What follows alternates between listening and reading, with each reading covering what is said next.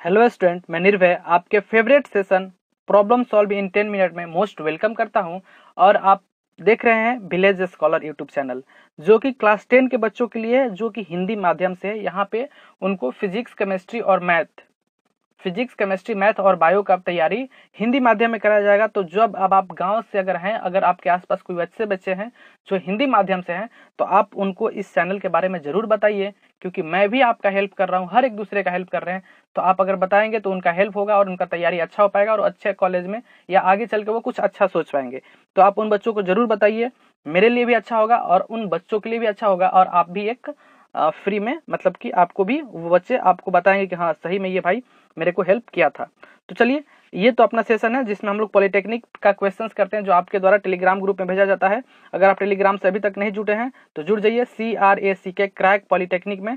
वहां से आप जुड़ के वहां पे भी आप भी क्वेश्चन भेजिए और आप भी अपने क्वेश्चंस का सॉल्यूशन पाइए। चलिए, आपके ही फ्रेंड का क्वेश्चन है, उन्होंने ये क्वेश्चन भेजा था कि एक वस्तु विराम अवस्था से चलना प्रारंभ करती है, 5वें सेकंड में वस्तु द्वारा तय की गई दूरी। 5वें सेकंड मतलब देखिए, ये अगर आप चलना शुरू करते हो घर से, तो ये चौथा सेकंड और 5वें सेकंड के बीच का दूरी को क्या बोलेंगे? 5वें सेकंड में तय की गई दूरी। इस बीच के दूरी को क्या बोलेंगे? 5वें सेकंड में तय की गई दूरी। तो अगर आप 5 सेकंड में तय की गई दूरी और 4 सेकंड में तय की गई दूरी निकाल के, 5 सेकंड में तय की गई दूरी में से 4 सेकंड में तय की गई दूरी को निकाल लेंगे, तो आप घटा देंगे तो आपके इसके बीच का दूरी ये निकल जाएगा। अगर आपका प्रारंभिक वेलोसिटी 0 है तो आप क्या लिख लेंगे? दूरी निकालने का क्या फॉर्मूला होता है? S बराबर UT plus half AT square, यही ना होता है। अब आप देख रहे हैं S equals to UT plus half AT square होता है। यहाँ पे तो A दिया ही नहीं है, तो ये यहाँ पे क्या माने? देखिए, यहाँ पे A नहीं दिया है तो ये आप मान के चलेंगे कि ये वस्तु जो है ऊपर से कहीं गिराया जा रहा है, फ्री फॉल ऑफ वस्तु है। ये A नहीं दिया गया है तो आप ऐसा मान के चलेंगे कि ये फ्री फॉल वस्तु है, कहीं से गिराया जा रहा है, इसलिए इसका प्रारंभिक वेलोसिटी क्या है? U क्या है? 0 है। तो इस केस में जब ऊपर से नीचे मतलब कि एक्सेलरेशन का वैल्यू कितना होता है? G के बराबर। G का कितना होता है? 10 के बराबर होता है। तो इस तरह से आप A को क्या मानेंगे? 10 मान के करेंगे और क्वेश्चंस को सॉल्व करेंगे। पहले 5 सेकंड में तय की गई दूरी निकाल लेंगे, फिर 10 सेकंड में तय की गई दूरी निकाल लेंगे, सॉरी 4 सेकंड में तय की गई दूरी निकाल लेंगे और दोनों को घटा देंगे तो आ जाएगा। चलिए, तो मतलब कि 5वें सेकंड में तय की गई दूरी या nth सेकंड में तय की गई दूरी का फॉर्मूला जो होता है, आप मेथड से बना लेंगे। मैं थोड़ा शॉर्ट टाइम में बताता हूँ कि क्या होता है। अगर इनिशियल वेलोसिटी 0 होता है तो UT का तो वैल्यू 0 हो जाएगा, तो ये तो काट दीजिए, ये 0 हो गया। तो क्या हो जाएगा? हाफ AT2 मतलब कि TN माइनस TN माइनस 1। कहने का क्या मतलब हुआ कि इस फिर से एक बार मैं साफ सुथरा से इसको लिख दूं, S nth सेकंड में तय की गई दूरी बराबर होता है हाफ, अगर इनिशियल वेलोसिटी 0 है तो A bracket TN minus TN minus 1 का, इसका भी स्क्वायर और इसका स्क्वायर। ये कुछ नहीं है, फॉर्मूला मैं वहीं से ड्राइव किया हूँ। S equals to UT plus half AT square. एक बार मतलब कि दोनों को सॉल्व करने के बाद यही आएगा। तो आपको कुछ नहीं करना है, तय की गई दूरी कितना हो जाएगा? हाफ। A का वैल्यू कितना हो जाएगा? 10 और T 5वें सेकंड में बोला था 5 का, TN का मतलब 5वें सेकंड में, तो 5 का स्क्वायर कितना हो जाएगा? 25 माइनस उसके एक सेकंड पहले वाला 4 का स्क्वायर कितना हो जाएगा? 16। तो इसका कितना हो जाएगा? 1/2 गुने 10 इंटू 9। इसको काटेंगे तो कितना हो जाएगा? 5 बार में कट जाएगा, 10 9 बचे 45, 45 आपका क्या हो जाएगा? आंसर आ जाएगा। क्लियर है? nth सेकंड का फॉर्मूला आप लिख लेंगे अगर इनिशियल वेलोसिटी 0 होगा तो। जिस सेकंड में है उसको 5वें सेकंड में 5 का स्क्वायर कर लो और उससे घटा के उसका स्क्वायर करके घटा के उसके एक्सेलरेशन से और 1/2 से मल्टीप्लाई कर दो, इजिली क्वेश्चन सॉल्व हो जाएगा। चलिए नेक्स्ट क्वेश्चन देखते हैं। नेक्स्ट क्वेश्चन में देखिए, ये क्वेश्चन बहुत अच्छा है और आपके फ्रेंड के द्वारा भेजा गया है और उन्होंने इसका सॉल्यूशन भी भेजा है, बट उनको अपने सॉल्यूशन से उनको संतुष्टि नहीं, उनको लगा कि बहुत समय ज़्यादा लग जाएगा, तो मेरे से पूछे कि सर इसका शॉर्ट तरीका से कैसे बनाएंगे। तो मैं उनको हेल्प करूंगा जरूर और आपको भी हेल्प होगा। लिखा हो गया कि एक मोटर बोट शांत जल में उसका गति कितना है? 18 किलोमीटर पर आवर। यह समान स्थान पर धारा के साथ 24 किलोमीटर जाने में जितना समय लेता है उससे 1 घंटा अधिक धारा के विपरीत जाने में लगता है। तो धारा का गति क्या होगा? सबसे पहले क्वेश्चन क्या कह रहा है? ये कह रहा है कि मान लो कि ये कोई नदी है, मान लो ये कोई नदी है, ऐसे इसमें पानी चल रहा है, ऐसे इसमें नदी में पानी इधर से बह रहा है। ये कोई एक बोट थी, इधर इसको जाना था, इस डायरेक्शन में जाना था। तो अगर ये जो बोट जो है ना, इसका चाल जो है 18 किलोमीटर पर आवर है। ठीक है, 18 किलोमीटर पर आवर है। अब कह रहा है कि अगर ये एक बार इस डायरेक्शन में धारा के विपरीत दिशा में जा रही है और एक बार धारा के दिशा में जा रही है, तो आपको पता कर लो कि अगर आप धारा के विपरीत दिशा में जाओगे तो आपको पानी के विरुद्ध जाना पड़ेगा, और पानी के विरुद्ध जाना पड़ेगा तो आपका चाल कम हो जाएगा ओरिजिनल चाल से, और ओरिजिनल चाल से चाल आपका कम हो जाएगा तो आपको समय ज्यादा लग जाएगा। तो धारा के विपरीत जाने में ज्यादा टाइम लगेगा और धारा के साथ जाने में कम समय लगेगा। तो वही कह रहा है कि धारा के विपरीत जब जा रहा है तो उसको 1 घंटा ज्यादा समय लग रहा है, और धारा के साथ जा रहा है तो उससे 1 घंटा कम लग रहा है। मतलब कि अगर धारा के विपरीत जाने में 5 घंटा लग रहा है तो धारा के विपरीत धारा के दिशा में जाने में 4 घंटा लगेगा। ऑब्वियस सी बात है कि 1 घंटा कम लगेगा। तो पूछ रहा है कि धारा की गति पूछ रहा है आपसे, धारा की गति पूछ रहा है। तो कैसे इसको क्वेश्चंस को सॉल्व करेंगे? देखिए पहले वो बच्चा कैसे सॉल्व किए, क्वेश्चंस का सॉल्यूशन अच्छा किए वो मान लिए कि धारा के मतलब कि मान लिए कि धारा का चाल x है, तो अगर धारा के दिशा में जाओगे तो जुड़ जाएगा, और धारा के विपरीत दिशा में जाओगे तो इसका चाल घट जाएगा। फिर इसके बाद वो जहां तक किए है ना, उसी को मैं थोड़ा सा उनको शॉर्ट फॉर्म में बताऊंगा कि उनको करना क्या है। उसके बाद जो लिखा था कि धारा के विपरीत दिशा में जो धारा के दिशा में जो जा रहा है उससे 1 घंटा समय ज्यादा लगता है, इक्वल्स टू धारा के विपरीत दिशा में जाने में। तो यहाँ से वो क्वाड्रेटिक इक्वेशन यहाँ से निकाले तो ये काफी लंबा सॉल्यूशन हो जाएगा। तो इस तरह से x का वैल्यू निकाले तो उनको आ गया आंसर। मैं कहूंगा देखिए मेथड तो यही है, लेकिन थोड़ा सा आपको चालाकी करना है। आप क्या लिखे कि मान लो कि उसका जो चाल है, नाव का जो चाल है, धारा का जो चाल है, धारा का चाल आप x मान लीजिए। धारा का चाल जैसे ही x माने तो धारा के दिशा में जाएंगे तो नाव का चाल प्लस इसका चाल, तो धारा का दिशा में तो चाल तो इसका x प्लस 18 हो जाएगा। धारा के विपरीत दिशा में चाल कितना हो जाएगा? 18 माइनस x हो जाएगा, क्योंकि ये वाला चाल जो मतलब धारा इसको अगर ये 18 से इधर जा रहा है, धारा इधर से x बह रहा है, तो इसको क्या करेगा? घटाए रोकेगा, तो ये घट जाता है, तो ये 18 माइनस x हो जाएगा। अब आप क्या जानते हैं, आप ही का मैं सॉल्यूशन कर रहा हूँ। देखिए आप क्या जानते हैं, समय बराबर क्या होता है? दूरी बटा चाल। मैं थोड़ा सा एक फ्रेश पेज ले लूँ। समय इक्वल्स टू क्या होता है? दूरी बटा चाल। समय इक्वल्स टू क्या होता है? दूरी बटा चाल। तो आप देखिए अब एक जब धारा के दिशा में जा रहे हैं तो इधर भी 24 किलोमीटर का दूरी तय कर रहे हैं, और धारा के विपरीत दिशा में जा रहे हैं तो 24 किलोमीटर का दूरी तय कर रहे हैं। ठीक है, अब इस समय इसका चाल धारा के दिशा में चाल कितना हो जाएगा? x प्लस 18 हो जा रहा है, या 18 प्लस x लिख लीजिए, या x प्लस 18, 18 प्लस x, और धारा के विपरीत दिशा में इसका चाल कितना हो जाता है? 18 माइनस x। अब कह रहा है कि जो ये समय लग रहा है ना, ये समय जो लग रहा है ये भी टाइम ही है और ये भी टाइम ही है। तो धारा के विपरीत वाला समय कितना लगेगा? 1 घंटा ज्यादा लगेगा। धारा के विपरीत वाला ये समय 1 घंटा ज्यादा आना चाहिए, ये समय 1 घंटा कम आना चाहिए। तो अब इसको आप, तो वो तरीका है जो आप क्वाड्रेटिक इक्वेशन सॉल्व किए हैं, लेकिन मैं आपको रिकमेंड करूंगा कि आप कुछ मत करो। इसके बाद आप सारे ऑप्शन को पुट करो, और जिसमें 1 घंटा ज्यादा इधर साइड वाला 1 घंटा ज्यादा आ रहा है और इधर वाला 1 घंटा कम आ रहा है, वही आपका आंसर हो जाएगा। तो पहला ऑप्शन दिया है गया 6। चलिए यहाँ पे x की जगह पे 6 पुट करेंगे तो 18 6 कितना हो जाएगा? 24। तो 24 बटा 24 मतलब कि कितना लगेगा? 1 घंटा लगेगा। और इस साइड x का वैल्यू 6 पुट करेंगे तो 24 माइनस 18 माइनस 6 कितना होता है? 12 12 12 दूनी 24। देखिए धारा के विपरीत वाला में या इस क्वेश्चन में धारा के दिशा में 1 घंटा लग रहा है और धारा के विपरीत दिशा में 2 घंटा लग रहा है। तो यही आंसर तो आपका हो गया, क्योंकि यहाँ पे 1 घंटा इस समय से 1 घंटा समय ये ज्यादा लग रहा है।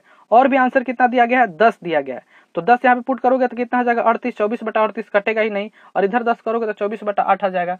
तो 24 बटा 8 ये 3 घंटा लग जाएगा, और ये 24 बटा 38 कितना लग जाएगा? इसको आप करोगे तो 1 ही घंटा ज्यादा हो रहा है, ज्यादा हो रहा है। तो इस टाइप के क्वेश्चन में आप क्या करेंगे? ऑप्शन पुट करके देख लेंगे, और जिस ऑप्शन में धारा के विपरीत दिशा में मतलब जितना भी समय, अगर 2 घंटा दे रहा था तो 2 घंटा ज्यादा लग रहा है, और इधर तो जो भी समय आ रहा है उसमें दोनों के समय का गैप लिख लेंगे। इसमें 2 घंटा लगा और इसमें 1 घंटा लगा, तो दोनों के बीच में कितना समय का गैप है? 1 घंटा गैप है, और 1 घंटा क्वेश्चन में बोल ही रहा कि 1 घंटा इसको ज्यादा लग रहा है। तो आपका आंसर कितना हो जाएगा? 6। यहीं तक आपका सॉल्यूशन हो जाएगा। आपको क्वाड्रेटिक इक्वेशन सॉल्व करने का कोई जरूरत नहीं है। ठीक है, मेथड तो वही है कि क्वाड्रेटिक इक्वेशन सॉल्व करो, लेकिन आप इस टाइप के क्वेश्चन में क्या करोगे? आप स्मार्ट तरीका से ऑप्शन पुट करके देखोगे। सारा ऑप्शन आप पुट करके देख लेना। अगर आपको संतुष्टि नहीं होगा, सिर्फ और सिर्फ 6 वाला ही ऑप्शन होगा जिसमें इस तरह का कंडीशन बनेगा। चलिए मैं नेक्स्ट क्वेश्चन कराता हूं। आई होप कि आप समझ पाए होंगे कि किस तरह से इसको शॉर्ट तरीका से करेंगे। ऑप्शन पुटिंग ना बहुत ज्यादा कारगर साबित होता है आपके एग्जाम में। ये बच्चा, जिस बच्चा को आ जाएगा ना कहाँ पे ऑप्शन पुट करना, वो क्वेश्चंस को एकदम धड़ाक से उड़ाएगा। चलिए, एक पिंड विराम अवस्था से रवाना होती है।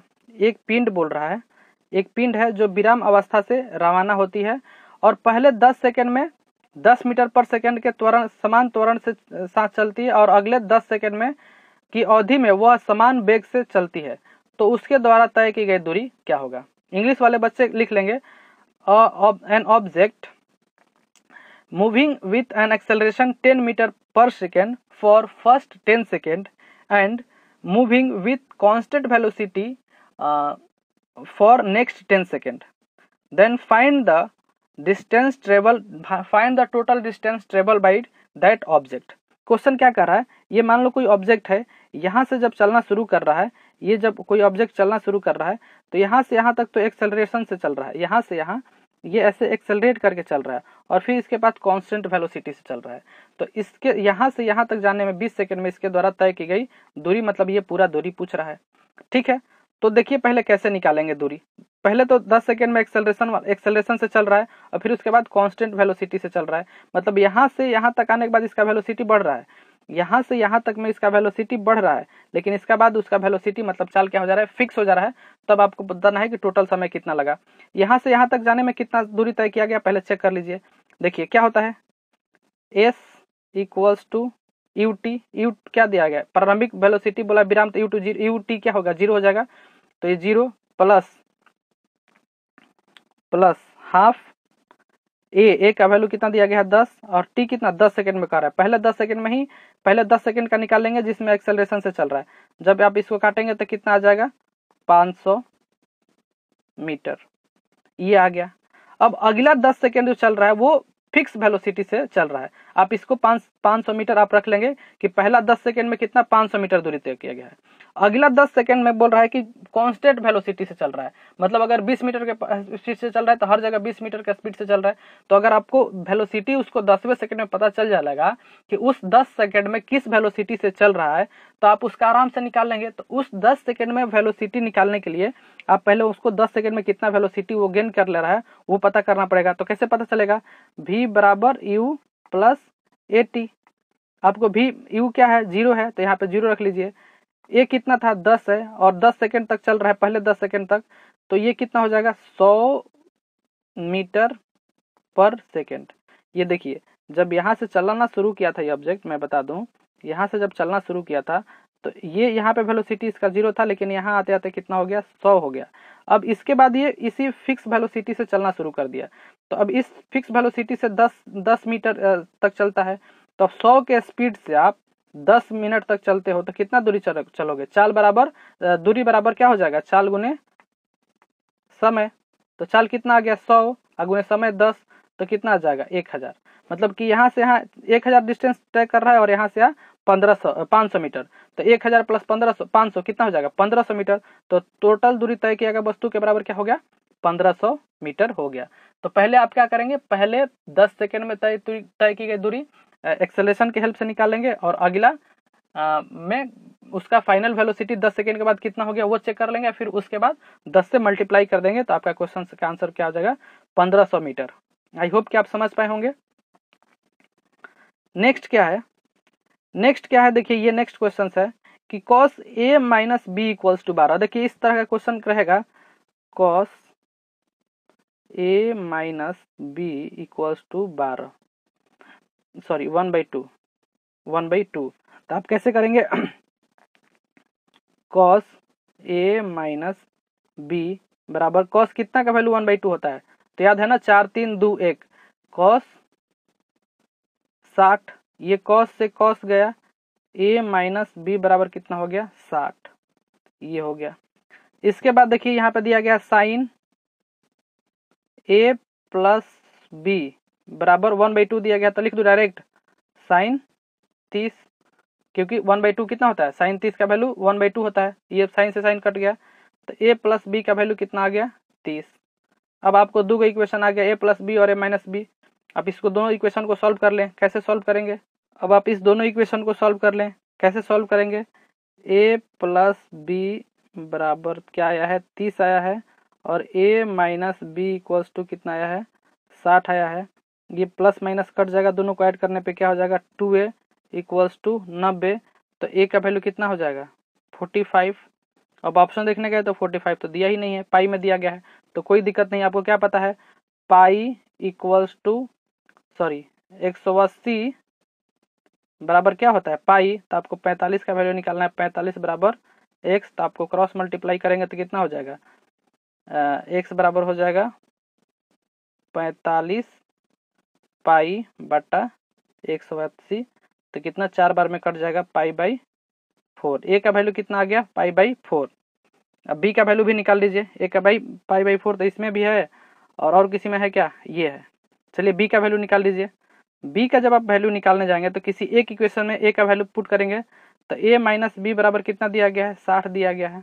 a का वैल्यू कितना आ गया 45। तो b का वैल्यू कितना हो जाएगा, ये 60 हो जाएगा। इधर ये इधर इस साइड जाके इधर घटेगा तो माइनस बी बराबर 60 माइनस 45। तो माइनस बी बराबर 15। तो b बराबर क्या आ गया -15। अब देखिए यहाँ पे आप ध्यान देंगे तो न्यूनतम मान धनात्मक मान पूछा है, मतलब बोल रहा है कि इस माइनस को भूल जाओ। तो इस धनात्मक मान को तो ये माइनस को भूल जाओ। ऐसे इसमें से तो डी आंसर हो जाता अगर धनात्मक नहीं बोलता, क्योंकि तो अब इसको कितना बोलेंगे, वैसे ही निकाल लेंगे। 15 डिग्री को पाई में कन्वर्ट करना है तो कैसे कन्वर्ट करेंगे, 15 डिग्री को पाई में कैसे कन्वर्ट करेंगे। आपको पता है 180 डिग्री बराबर कितना होता है, पाई होता है। तो 15 डिग्री बराबर कितना हो जाएगा इक्वल्स टू एक्स। ये इससे कितना हो जाएगा 180 एक्स बराबर 15 पाई। तो x बराबर क्या हो जाएगा, ये आ जाएगा यहाँ पे डिवाइडेड बाई 180। ये कितना बार में 12 बार में कट जाएगा तो पाई/12। देखिए अगर ये धनात्मक वर्ड नहीं लिखा रहता तो आपका आंसर डी हो जाता, क्योंकि -पाई/12 आता है यहाँ पे, लेकिन धनात्मक लिखा है इसलिए पाई/12 और ये आंसर आपका हो जाएगा। ठीक है, इसके बाद इसका नेक्स्ट क्वेश्चन क्या है। नेक्स्ट क्वेश्चन बस इतना ही क्वेश्चन था आपके द्वारा भेजा गया। आप और भी बहुत ज़्यादा क्वेश्चन भेजिए और सॉल्यूशन पाइए। अगर आपको किसी क्वेश्चन के सॉल्यूशन में कोई डाउट है तो आप कमेंट बॉक्स में कमेंट कर सकते हैं और आप उस अपने डाउट को क्लियर कर सकते हैं। चलिए मिलते हैं नेक्स्ट वीडियो में, और ज़्यादा से ज़्यादा अपने दोस्तों में शेयर करें इस सेशन को। और आप बताइए कि ये सेशन कैसा आपको लग रहा है, कमेंट बॉक्स में कमेंट भी कीजिए। चलिए thank you for watching, bye bye and take care.